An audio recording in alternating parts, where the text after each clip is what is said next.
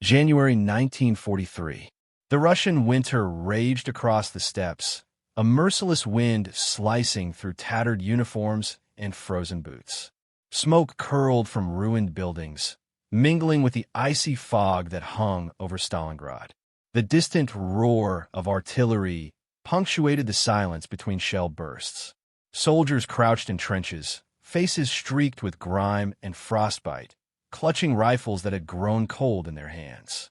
Far to the south, in North Africa, the desert sun beat down relentlessly, reflecting off the sands near El Alamein. Tanks crawled over dunes, engines growling, sand seeping into every crevice. Dust storms blotted the horizon, yet the Axis and Allied forces pressed forward, each maneuver measured, deadly, and fraught with risk. 1943 was a year when the tides of war hung in precarious balance. From the frozen banks of the Volga to the scorching sands of Egypt, the Axis and Allied powers collided with unprecedented ferocity. Decisions made in the icy trenches and the arid deserts would ripple across the continent, shaping the very course of the war. The stage was set for a turning point that would redefine Europe. By the end of 1942, Europe was a continent engulfed in fire and ice. The Axis powers, led by Nazi Germany, had expanded deep into the Soviet Union, occupied much of Western Europe, and threatened North Africa. Yet beneath the apparent dominance, cracks were beginning to form. In Stalingrad, the Soviet defense had stiffened beyond German expectations. On the southern front, British and Commonwealth forces had regrouped after earlier defeats in Egypt, preparing for a decisive confrontation at El Alamein. The German army, confident in its mechanized prowess, underestimated the endurance and industrial capacity of its opponents. On the eastern front, the Wehrmacht pressed toward the Volga, aiming to capture Stalingrad and secure the oil fields of the Caucasus. Months of brutal fighting had reduced the city to rubble. Streets were lined with destroyed tanks, burnt-out trucks, and shattered buildings. Snipers and artillery dictated the rhythm of survival, while civilians and soldiers alike fought amid the ruins. The German Sixth Army, encircled and cut off from reinforcements, faced increasingly desperate conditions. Supplies dwindled, frostbite claimed the weak, and morale teetered on the edge. Meanwhile, in the deserts of North Africa, Rommel's Afrika Korps and the British Eighth Army engaged in a deadly chess match. Supplies became the decisive factor. Fuel, water, and ammunition dictated movements across the vast, sun-baked terrain. Convoys struggled to reach the front lines, threatened by enemy ambushes and relentless air attacks. The capture of El Alamein would open the Mediterranean to the Allies, enabling a push into Europe through Italy. Across the Atlantic, the United States and Britain ramped up production at a scale previously unimaginable. Factories churned out tanks, aircraft, and artillery. Yet it was not just weapons, but the logistics to move them across oceans and continents that would determine success.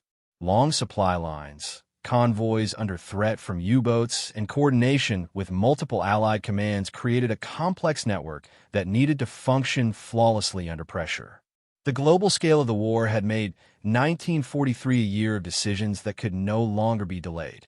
In the East, the Soviets prepared counteroffensives, gathering reserves, and reinforcing supply lines. In the West, the Allies sought to wear down Axis forces through attrition and maneuver. Each front influenced the others, a delicate interplay of strategy, logistics, and human endurance. Technology and innovation became crucial. The Germans relied on advanced tanks, aircraft, and mechanized units, but faced supply limitations that increasingly hampered operational tempo. The Allies, by contrast, combined technological adaptation with sheer industrial might, integrating new tanks like the M4 Sherman, improved artillery, and effective radio communication systems that allowed coordination at scales the Germans struggled to counter. Intelligence played an equally decisive role. Signals intercepts, reconnaissance flights, and capture documents provided insight into enemy movements, feeding planners who sought to exploit weaknesses with precision. The human cost of these strategic moves was staggering. Civilians in occupied territories endured bombings, forced labor, and food shortages. Soldiers faced attrition in harsh climates, from the frozen steppes of Russia to the desert heat of Egypt. Yet despite exhaustion, fear, and loss, determination remained. Each side recognized that 1943 would be the year to seize the initiative or lose it irrevocably. In northern Russia, the encirclement of German forces in Stalingrad marked a pivotal moment.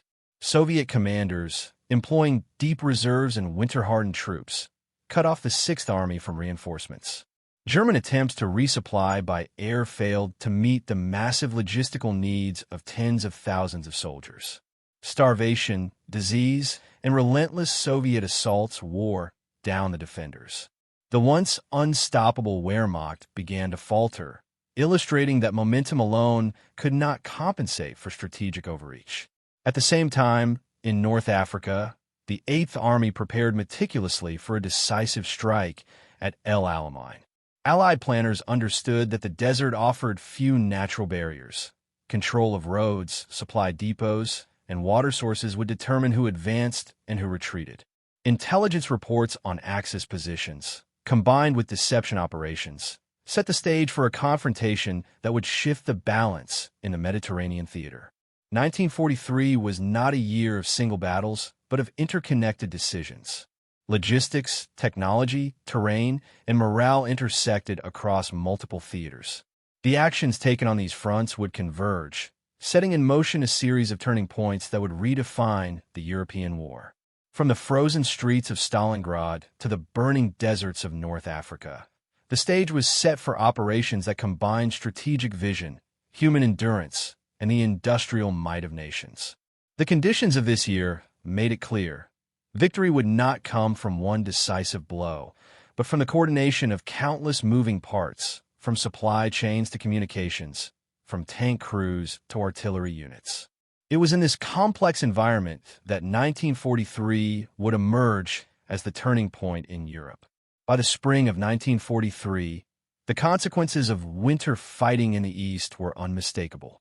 The remnants of the German Sixth Army had surrendered at Stalingrad in February, marking the first major defeat for Hitler's forces.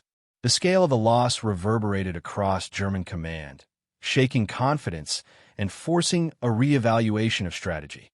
German generals who had assumed victory now faced the reality that their supply chains, stretched over vast distances, were vulnerable to disruption and overextension. Stalingrad had exposed a critical weakness. Even the most disciplined and mechanized army could collapse without adequate logistics and coordination. On the Western Front, Allied planners observed these developments with keen interest. The American and British high commands accelerated preparations for combined offensives in Europe, recognizing that Germany's overextension presented an opportunity. Lend-Lease supplies flowed in ever-increasing quantities from the United States. M4 Sherman tanks, with their versatility and reliability, were being mass-produced and shipped to British and American units. Each Sherman carried not just armor and a 75mm gun, but also advanced radio systems that allowed unprecedented communication across tank formations, an advantage the Germans had yet to fully appreciate. In North Africa, General Bernard Montgomery and the Eighth Army advanced methodically after the pivotal Battle of El Alamein in November 1942. German and Italian forces, led by Rommel, were forced into retreat across hundreds of miles of desert. The Allies understood that success relied on more than firepower. Supply lines had to be maintained across hostile terrain.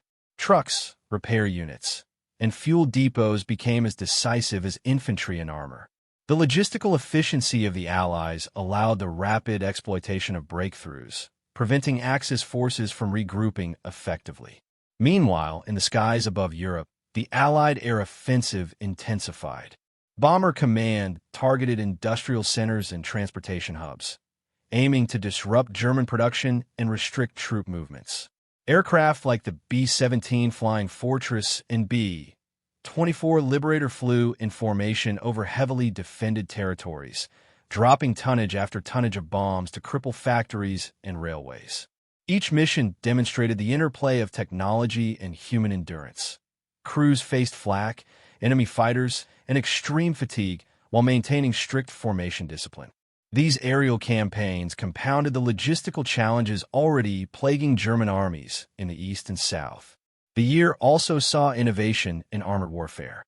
American forces in particular emphasized combined arms tactics, integrating tanks, infantry, artillery, and air support in coordinated operations. Sherman tanks, equipped with radios in every unit, enabled commanders to direct movements in real time, synchronize attacks, and respond dynamically to changing battlefield conditions.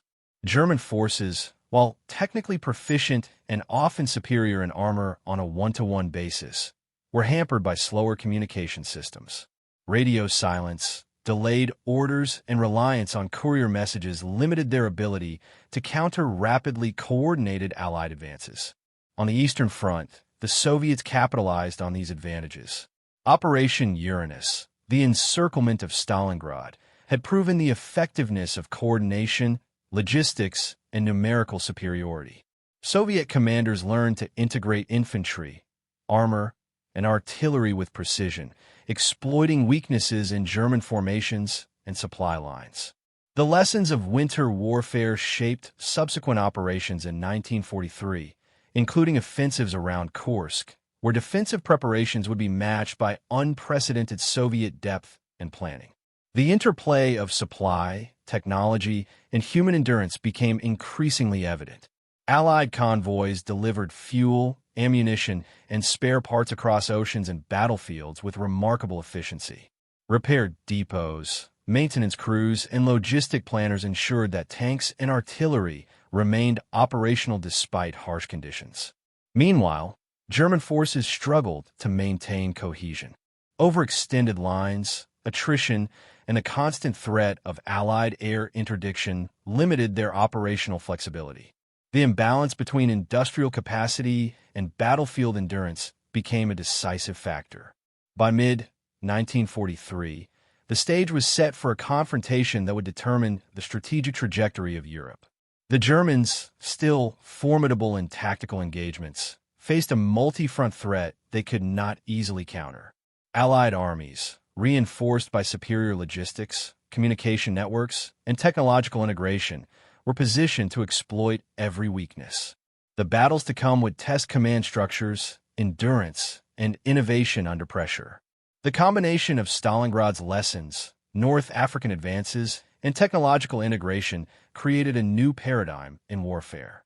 Coordination between armies, the reliability of supply, and the ability to communicate instantly across armor formations were no longer auxiliary concerns. They were decisive elements of strategy. By the summer of 1943, Germany's previous dominance was being challenged systematically on multiple fronts. From the frozen ruins of Stalingrad to the deserts of North Africa and the industrial landscapes of England, the gears of war were turning inexorably. Supply chains, mechanized units, and radio communication systems were not just supporting tools, they were shaping outcomes. The battles that defined 1943 were no longer solely determined by raw firepower, but by the capacity to sustain, coordinate, and exploit momentum across vast theaters of war. This context sets the foundation for understanding the multifaceted angles of the turning point in Europe. The interplay of human endurance, tactical innovation, technological superiority, and leadership decisions would converge to reshape the course of the conflict. Across the battlefields of Europe in 1943, the human cost of war was impossible to ignore. Soldiers on all sides endured harsh climates, constant danger, and exhaustion that tested both body and spirit. In the bitter Russian winter, men froze in poorly insulated foxholes, rations scarce, and morale fragile after Stalingrad. On the African deserts, troops battled heat, sandstorms, and the relentless pressure of pursuing or retreating forces. Yet within these grueling conditions, acts of endurance, ingenuity, and courage emerged. American and British tank crews, in particular, faced unique challenges. Operating Shermans in diverse environments required acute focus. Mechanical failures or misfires could prove fatal. Yet the men inside these machines relied not only on training, but on the trust instilled by advanced communication systems. Every order, warning, or repositioning instruction transmitted via radio meant the difference between survival and disaster. Crews coordinated maneuvers, executed flanking actions, and responded to unexpected threats, all while the physical and psychological discipline required under extreme stress. The human dimension extended beyond combatants. Mechanics, supply drivers, and support personnel worked tirelessly to keep armored units operational. In North Africa, maintenance crews labored in sun-scorched depots, replacing engines, repairing tracks, and improvising solutions with limited resources. Each tire replaced, engine repaired, and fuel delivered directly influenced the frontline effectiveness of armored formations. The war was not won solely by those firing weapons. It depended equally on the tireless, often invisible efforts of those ensuring the tools of war continue to function. Across the German ranks, human resilience was equally tested, but often constrained by logistical shortfalls. Units exhausted from long marches, disrupted supply lines, and the psychological toll of strategic defeats faced mounting stress. Morale wavered as reports of Allied advances mounted, and soldiers recognized that their ability to respond effectively was increasingly compromised by operational limitations. The human element, endurance, discipline, and adaptability was becoming as decisive as tactical skill or firepower. Responses to ambushes, flanking maneuvers, and counterattacks, giving units flexibility that rigid German communication structures could not match. Tactical innovation also extended to logistics. The ability to rapidly supply fuel, ammunition, and spare parts directly influenced maneuver strategies. In North Africa, Montgomery's careful planning ensured that armored thrusts were not limited by terrain or supply constraints. Every advance was calculated to maintain momentum, exploiting both enemy weaknesses and the operational reliability of Allied forces. German commanders, conversely, were often forced to react defensively, constrained by slower lines of communication and overstretched supply networks. Coordination across the battlefield also depended on reconnaissance and intelligence. Aerial surveillance and radio intercepts provided actionable information that could be communicated immediately to tank commanders. Shermans equipped with radios ensured that this intelligence translated into tactical decisions on the ground, enabling rapid repositioning, concentration of firepower, and exploitation of gaps in enemy formations. The convergence of technology, human endurance, and logistical support created a tactical paradigm where mobility, communication, and rapid decision-making became decisive. Armies that could adapt to this new model gained a distinct advantage, demonstrating that modern warfare was no longer determined solely by numbers or firepower, but by the ability to act cohesively and responsively across multiple dimensions of the battlefield. By 1943, technology had become a decisive factor in the European theater. Tanks like the M4 Sherman, the Panzer IV, and the T-34 represented more than armor and guns. They were platforms for advanced communication, mobility, and firepower integration. Among these, the Sherman stood out for its radios, which allowed real-time communication between tank crews, commanders, and supporting infantry. German units often underestimated this capability, believing that Allied coordination relied on visual signals and messenger runners. The radios enabled tank commanders to call in artillery strikes, request reinforcements, and adjust formations on the move. This flexibility transformed the Sherman into a force multiplier, turning a small number of tanks into a coordinated strike element capable of overwhelming numerically superior but less connected forces. Engineers had also simplified maintenance and repair procedures, ensuring that tanks could be returned to action rapidly, a critical advantage in high-tempo operations. In addition to tanks, technological advancements in logistics, intelligence, and air support reshaped the battlefield. Convoys transported fuel and ammunition with unprecedented efficiency. Reconnaissance aircraft provided actionable intelligence, and artillery coordination systems allowed for rapid targeting adjustments. Each technological improvement was not isolated. It was part of a larger system that synchronized human effort, strategic planning, and battlefield execution. Leadership angle. The decisions of commanders in 1943 were pivotal in exploiting these technological and tactical advantages. Leaders such as George S. Patton, Bernard Montgomery, and Georgy Zhukov demonstrated the importance of decisive, flexible command. Patton's insistence on speed and operational audacity depended on reliable communication networks. Without radios in his Sherman tanks, rapid flanking maneuvers would have been far riskier and less effective. Leadership extended beyond grand strategy. It involved understanding the interplay between human endurance, equipment capabilities, and tactical opportunity.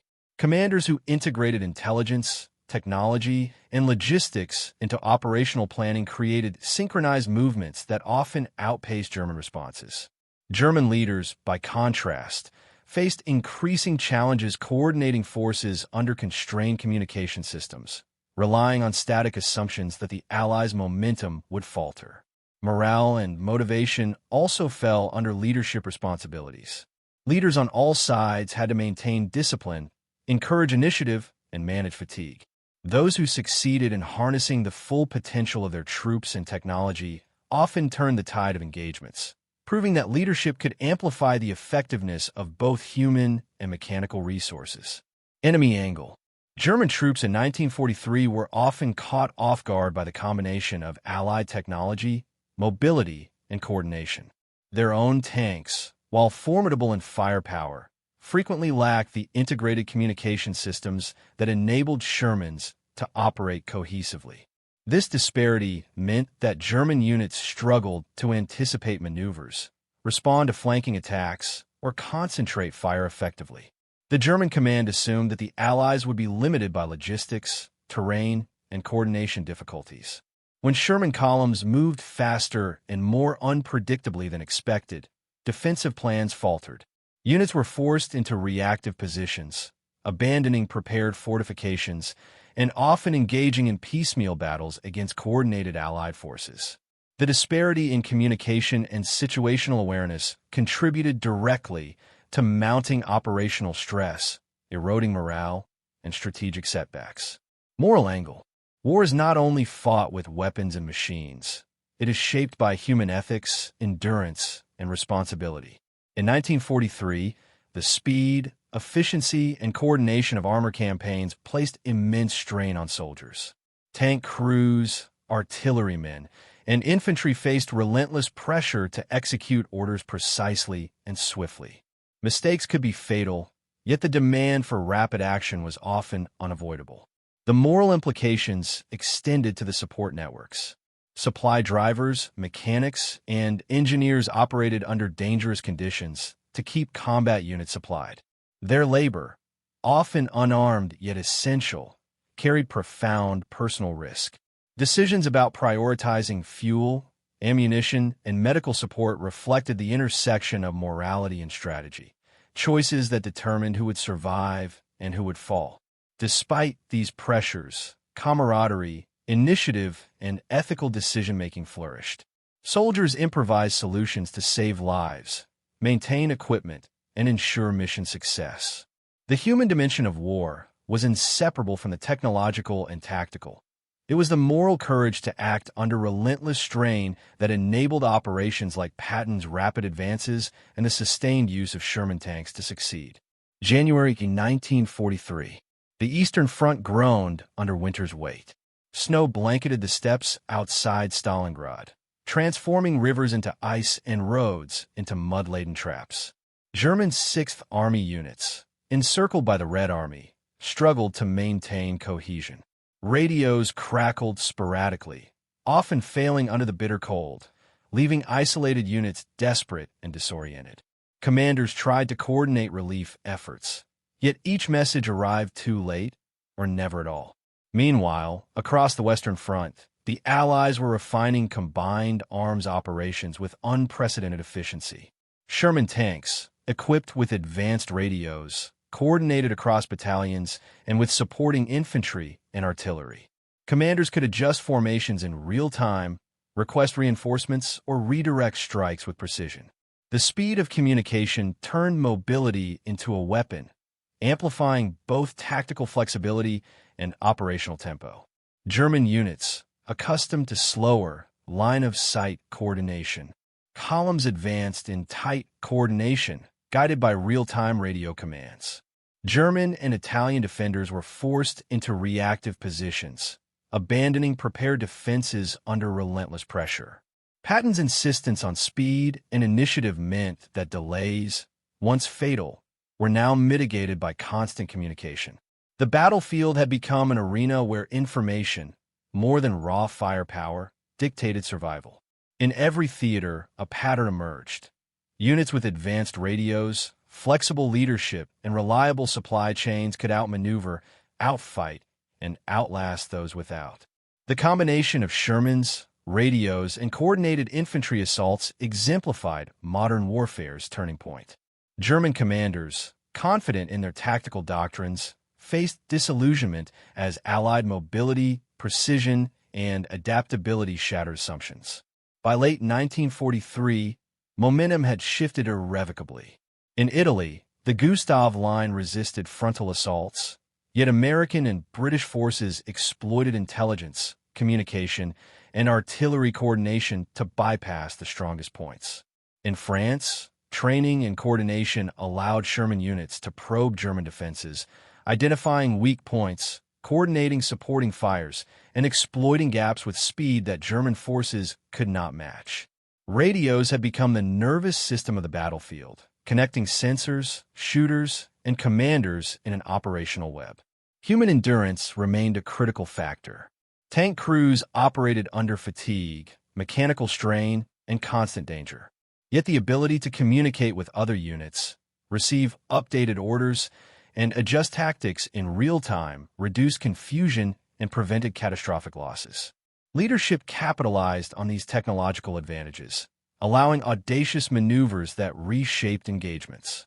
It was not merely the tank's firepower, but their integration into a networked system of command, control, and coordination that transformed battlefields. As 1943 drew to a close, the Allies had demonstrated a fundamental truth. Wars could no longer be won by sheer numbers or isolated units. Victory demanded synchronized technology, leadership, logistics, and human resilience. The turning point was not a single battle, but a cumulative effect of coordinated operations where communication and adaptability determined outcomes. German troops, still relying on slower, less flexible systems, could not anticipate the speed, precision, and cohesion of Allied armored formations. The battlefield had evolved into a complex, dynamic system.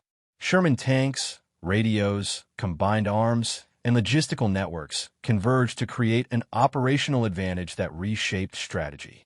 By winter, the Allies had seized the initiative across multiple fronts, forcing German forces into retreat, defensive postures, and strategic recalibration. The decisive moments of 1943 set the stage for 1944's blitz across Western Europe, demonstrating that communication, coordination, and speed were as lethal as artillery barges or armored firepower. The interplay of technology, human endurance, and leadership had reached its zenith. The Allies were no longer reacting. They were dictating the battlefield, forcing German forces to contend with an enemy they could not outmaneuver or outcommunicate.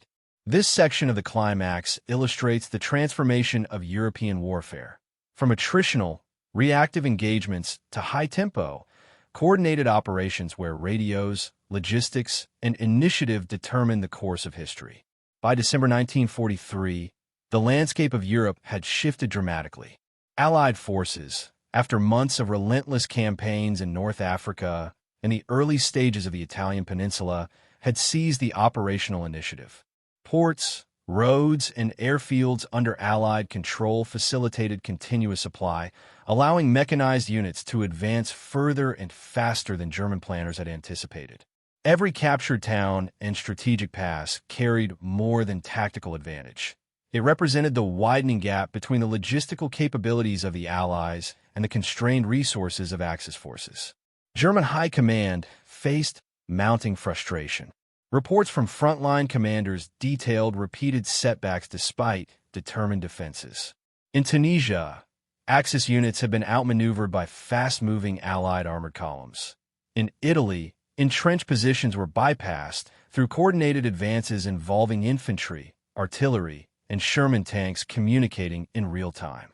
The Germans, relying on slower radio networks, messenger systems, and fixed defensive lines, could not respond to the fluid battlefield. The operational tempo of the Allies forced repeated withdrawals and reorganization under pressure. The strategic impact extended beyond immediate losses. The Axis powers now faced the reality that the Mediterranean was increasingly dominated by Allied logistics and air superiority. Supply lines to North Africa had been severed, and the German-Italian hold on southern Europe was increasingly tenuous. The failure to anticipate the Allied ability to coordinate complex, multi-theater operations compounded existing resource shortages. Fuel, ammunition, and manpower could not be redistributed quickly enough to stabilize front lines. German commanders repeatedly noted the psychological toll. Troops demoralized by constant retreats, equipment losses, and the unrelenting pace of Allied advances were less effective in combat, compounding the material deficiencies of the Axis war effort. Allied planning capitalized on these advantages. Operations were increasingly coordinated across fronts. Sherman tanks, equipped with advanced radios, formed the backbone of armored thrusts, enabling real-time communication with infantry, artillery, and headquarters. Supply columns maintained momentum, and engineers repaired bridges and roads as rapidly as units advanced. The operational efficiency demonstrated in Tunisia, Salerno, and along the Italian coast became a template for future campaigns. Commanders understood that victory now depended as much on sustaining tempo and communication as on individual engagements. Casualties and losses were measured carefully, reflecting the high cost of offensive operations even in the face of success. Allied forces suffered from battle damage, mechanical failures, and environmental challenges. Yet the losses of the Axis were more severe. Encirclement, artillery strikes, and the inability to respond dynamically to Allied maneuvers resulted in thousands of captured soldiers, abandoned equipment, and disrupted supply lines. German reports from late 1943 highlighted the growing challenge of maintaining coherent defensive positions. Retreats were no longer orderly. They were reactive, often hastened by pressure from mobile Allied forces exploiting every breach. Morale, both human and institutional, shifted as a consequence. Allied soldiers gained confidence from their ability to advance rapidly, supply lines functioning smoothly, and command decisions transmitted instantly through advanced radios. Conversely, German troops confronted uncertainty, with fragmented communication contributing to misjudgments and delayed responses. This disparity illustrated a fundamental truth of modern warfare. Operational superiority rested not only on firepower, but on coordination, information flow, and the ability to sustain forces under pressure. The 1943 turning point reshaped European strategy. German planners were forced into defensive postures along key rivers, mountain passes, and urban centers, while the Allies prepared for further thrusts toward northern Europe. Strategically, the Allies leveraged their advantage with precision. The Italian campaign, though grueling, became a proving ground for combined arms operations. Sherman tanks, infantry, artillery, and engineers moved in synchrony, exploiting gaps in German defenses. Communication networks allowed commanders to adjust tactics in real time, responding to breakthroughs, obstacles, or counterattacks without delay. Each victory reinforced the concept that technological superiority, when paired with efficient logistics and leadership, could dictate the pace and outcome of campaigns. German forces faced a crisis of adaptability. Static defenses that had once held against slower, less coordinated forces were now vulnerable. Retreats became the norm, often executed under fire and with limited resources. Supply shortages, compounded by Allied air interdiction, limited fuel and ammunition availability. Reports from late 1943 note the increasing reliance on improvised defensive positions, ad hoc reinforcements, and emergency withdrawals. Morale suffered accordingly. Troops faced not only physical exhaustion, but the psychological strain of knowing the enemy moved faster, communicated better, and maintained a logistical edge. The human cost on both sides was stark. Allied soldiers endured the hardships of extended campaigns in harsh terrain, facing mines, artillery, and counterattacks while maintaining relentless operational tempo. African American drivers and support personnel in logistical units, often overlooked in contemporary reports, sustained mechanized advances by ensuring a constant flow of fuel, ammunition, and provisions. Their endurance under heat, fatigue, and threat of attack proved indispensable. Conversely, Axis soldiers confronted encirclement, dislocation, and attrition on multiple fronts, leading to high casualties, captured personnel, and an erosion of unit cohesion. Lessons in operational art became clear. The Allies demonstrated that victory in modern warfare required more than individual battlefield success. It demanded mastery over the entire operational environment. Logistics, communication, coordination, and adaptability were as decisive as artillery barges or armored thrusts. The ability to sustain momentum over hundreds of kilometers of contested terrain forced German forces to constantly adjust, often reacting rather than initiating, a disadvantage that would have lasting consequences in 1944. Politically and psychologically, the implications were profound. Success in North Africa and southern Italy bolstered Allied credibility among occupied populations and neutral powers. Conversely, the Axis experienced both strategic embarrassment and internal debate. Commanders questioned prior assumptions about Allied capabilities, underestimating the integration of technology, supply, and human resource management. These miscalculations shaped defensive priorities and contributed to delayed responses in the campaigns of 1944. By the end of 1943, it was evident that the war in Europe had entered a new phase. Allied forces had not only gained territory, but had demonstrated that modern warfare was a contest of systems as much as of soldiers. Communication networks, supply chains, and operational planning had proven as lethal and decisive as any tank or gun. German forces, constrained by infrastructure, overstretched supply lines, and reactive command, were increasingly vulnerable to the sustained, coordinated pressure of Allied operations. The 1943 turning point thus set the stage for the next year of conflict, where the advantages established, technological, logistical, and organizational, would be fully exploited.